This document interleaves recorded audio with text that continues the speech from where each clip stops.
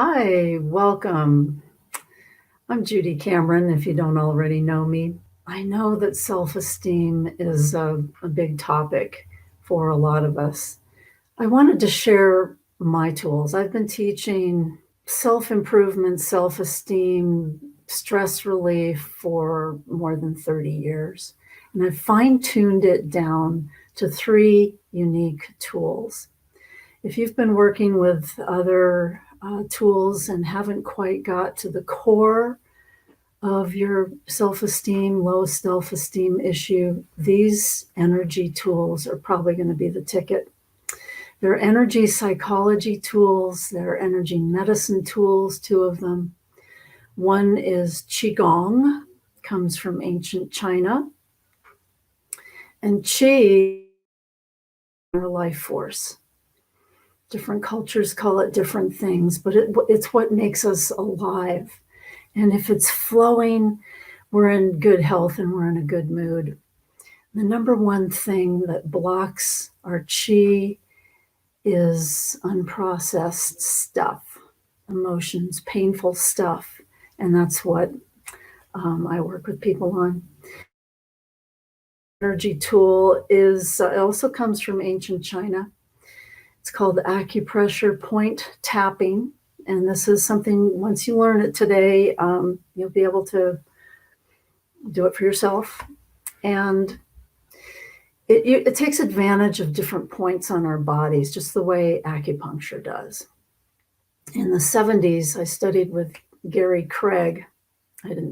He started it then, but I came on board later. But I studied with him, and he developed from acupressure point tapping EFT, for emotional freedom technique. So I'm going to share all of these tools with you. We'll practice them through the week. And the other tool that I find so valuable is body language. That has everything to do with our self-esteem, right? I also incorporate posture, and I studied movement therapy.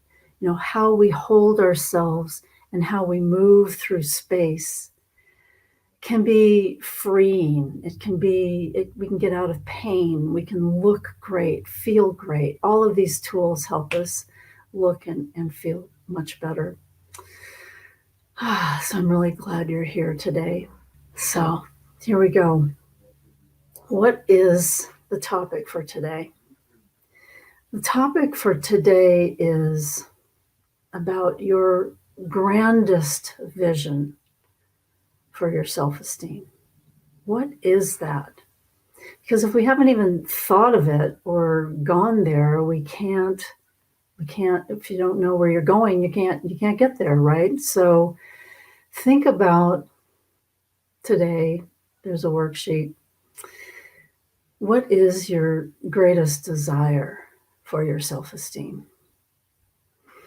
If you have thought about it, wonderful. You're going to add to it this week. But if you haven't thought about it, it's a great idea to write down, just free form your thinking, conscious flow of thought onto some paper.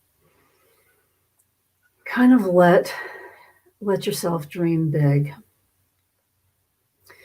And actually, this is one of the hardest things for us to do if we have low self-esteem, because it just seems impossible. So the other question to ask ourselves this week is, what's your greatest challenge with your self-esteem? What's holding you back? If you could just pick one, probably we'll have issues with each of these topics, but if you could just pick one, what would it be? Is it about your body? Maybe your job? A partner you'd like to have? Your health, perhaps? Is that holding you back? I've had issues with all of these, so I can relate, by the way. And the other topic is often money. So which of these topics would you most like to work on this week? What is holding you back? Just be with that for a moment and see what comes up for you. You know, as kids, we're born with full potential. We can learn any language, and if we're encouraged, some people are actually encouraged and they just take off. I read Katharine Hepburn's autobiography, and she was an American actress, maybe you know.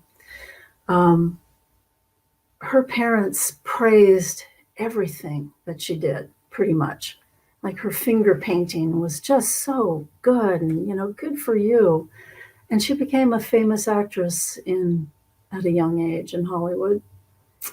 Most of us, though, have experiences where we're put down. We're told we're less than, we're not worthy, we're not good enough, we'll never be able to do this or that. And these, as children, these beliefs really impact us. We believe our parents and our teachers. We think, they know what they're talking about. And what I've discovered is that often they've been hurt as well. My mother was in World War II. She was in the London Blitz. She was an only child, and she was evacuated at the age of 7, just taken out to the country to live with some farmer folk. And I didn't know that for the longest time. But what I did notice as a child was she didn't have a great deal of capacity to love, pure love, that is. And I don't recall her holding me. So this is why I'm doing the work that I do, because I have looked at all those deep, painful points and healed them with these tools that I'm going to share with you. It's really life-saving information. And the big secret here is that what we tend to do as humans is say, well, when I have that trimmer body, or when I get that money, or when I have this beautiful partner, oh man, then I'm going to be happy. Then I'm going to be happy. That usually holds us back because it's hard to get to that place where you love your body if you haven't given it the love and attention it needs, and if you haven't addressed the painful places that need to be heard. That little child that was hurt needs to express itself, whether by journaling or tapping by yourself or tapping with me. This is a great opportunity to heal deeply and fully and completely, and then start dreaming about what you really do want. And another big, big secret is to imagine it ahead of time. This is the new research. Joe Dispenza especially has research showing that if we can imagine, as part of the exercise today, if we can imagine having that strong body or that wonderful partner or that job we've been dreaming of ahead of time, you actually start to develop neural pathways in your brain that will determine this new habit, this new pattern, this new blueprint. So that's really exciting. And you have to repeat it, repeat it, repeat it. So on the sheet I'm going to give you as a PDF, you're going to fill out your greatest desire for this one topic about your body, your job, your partner, whatever, your health. And you're going to write down how it looks in your mind's eye, how you are going to look. What are you doing that brings you full self-esteem? Walking along the beach, walking into that new job with a smile on your face, and people are greeting you with a smile, or meeting your new partner, who knows, at church, at a picnic, in a class you're taking, or the money starts to roll in because of a new business you've started, perhaps. What is it for you? What are you doing? And how does it look in your mind's eye? And then most importantly, how does it make you feel? This is the big secret. How does it make you feel? to have the esteem, the worthiness that you deserved as a child. We didn't get it, but if we go inside and determine to do this for ourselves, and I'll be here to help you, we can do this. So, what does it feel like for you? That's what you're going to write down. And actually, we're going to do this exercise again on the last day. So, as you go through the exercises I'm going to give you, your vision is going to get bigger and better. And I'd like you to either write it down and commit to reading this page of your greatest vision for yourself at least once a day, preferably several times a day. The other option is if you have a phone with the voice memo function, this is what I do. I record it. And I tell you, every time I've recorded these big dreams for myself and I clear out the old stuff blocking it, I have received what I've wanted. It doesn't happen overnight. I wish it did, but we probably wouldn't appreciate it as much as if we'd gone through these painful times in our lives. But guess what? As we go through them, heal them, here's the pattern. Kind of goes up and down a little bit, but the trajectory is up. If we're looking for perfection and we want it to go from here to straight there, straight up, doesn't often happen. And that's just the reality. It takes effort to look at these blocks, but we can do it. So make an audio. And then what I do is I listen to this audio as I'm waking up and as I drift off to sleep. And sometimes I let it go through the night if it's not too loud. And you can maybe add some gentle music because then I'm repeating it a lot. So that's the task for the day. And the other thing I wanted to share with you, let me see if I can pull this up.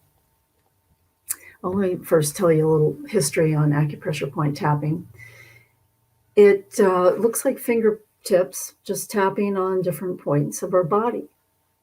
And what this does, it's a physical technique you can use rather than just going to a friend or a therapist and talking about what's been bothering you. This physical technique has been proven. I was a scientist, remember, been proven to decrease our stress hormone, cortisol. There are two parts to it. Talking about what's hurting you, what's made you sad, what's made you angry. I'll show you the points in a minute. This old memory, this old pattern with practice starts to dissipate. It just starts to melt away. And it can take a few times. It can take 5 minutes of tapping. It can take half an hour of tapping. Everybody's a little different. It depends on how traumatic it was, of course. But it works. So part one is tapping on what's been hurting you. And as that memory starts to fade, the pain of it, the charge on it starts to fade, you can take a deeper breath. And then you can start to imprint this beautiful new vision for yourself that you want to have. And as you're tapping, I often do it in my office by myself or go to the restroom when I was at work to vent my frustration with work partners or the things weren't going well. But then I could come back to center.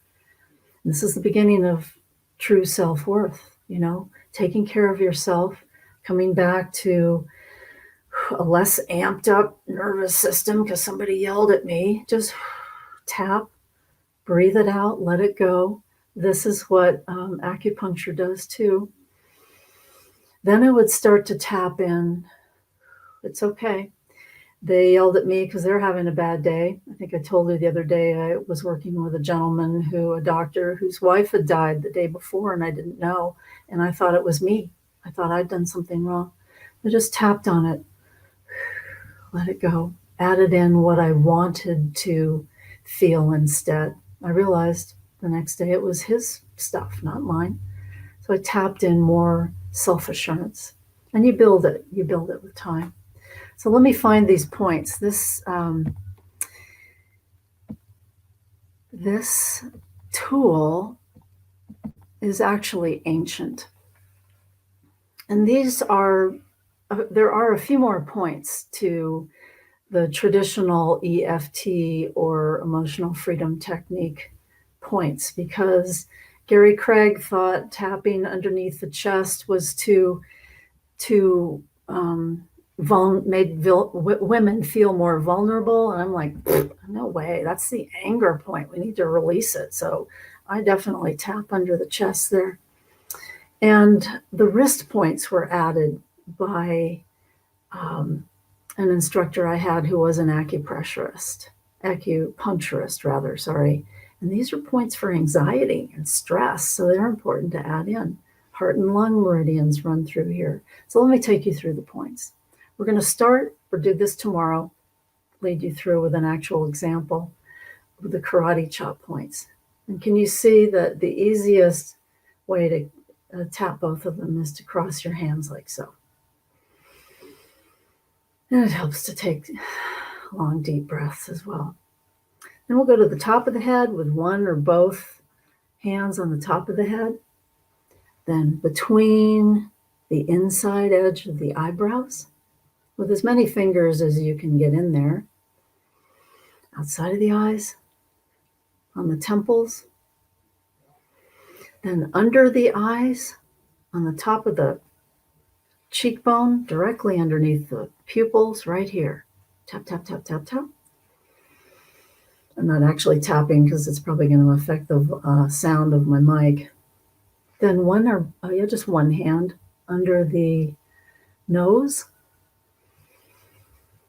All of these points correlate to different organ systems in Chinese medicine, in our bodies. And fascinatingly, I'll talk more about it later, but different emotions are stored in different organs in our bodies. So I'll share that with you later. On the chin, and under the inside edge of the collarbones.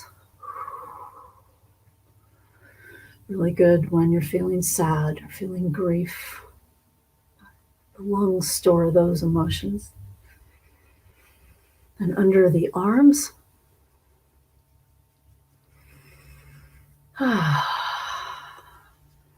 Under the chest. We only have one liver, but there are 2 points, one on either side under the torso. Slow, deep breaths. When you're feeling angry, this is the place to go. Tap right here. Get it out. Don't let these emotions circulate over and over and over. Let them be released so you can feel better, so you can move on. Then those 3 points on the wrist, inside, middle, outer. The best way, I hope you can see me, is to pretend you have a ball in your hand and you're covering the ball with your other hand, just tapping on the wrists. I bring them down to my waistline so I'm not holding tension in my shoulders. And just tap. I can't tell you the number of times I tapped under a conference room table. I wasn't comfortable with public speaking when I was younger, working in the lab. So this really helped before I had to get up and show some data on some slides. And